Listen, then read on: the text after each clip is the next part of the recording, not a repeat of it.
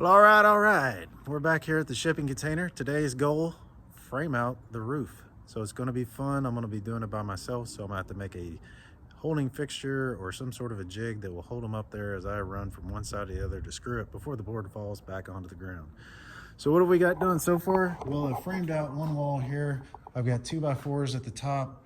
We actually installed 2x6s at the bottom, which we screwed into the floor. Everything's liquid nail. The 2x4s on the wall we've put into the recess so they stick out minimally.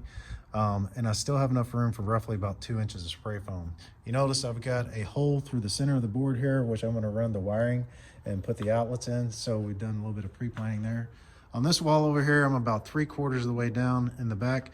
We're going to be installing a personnel door, so I'm not going to frame that out until I actually get the cutout made so I know exactly where my boards will need to go. So if you've ever installed a personnel door in a shipping container, let me know.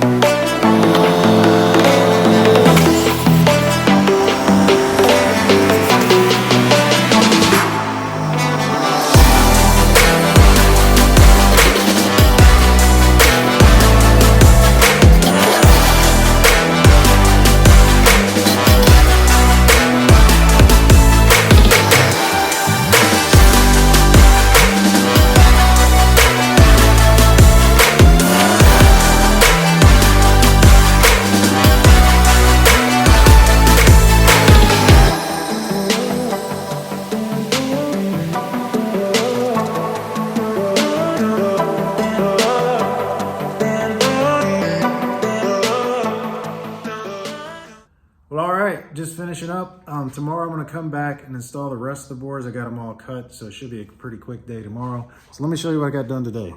So I installed the 2x4s on 48-inch centers. I cut each board to 87 3/4, which lined up pretty good, but I did have to do some hammering in some sections to get everything in. I attempted to do liquid nail so I could bond them to the top metal, but some cases it lined up well like this one. In some cases it lined up in a recess over here.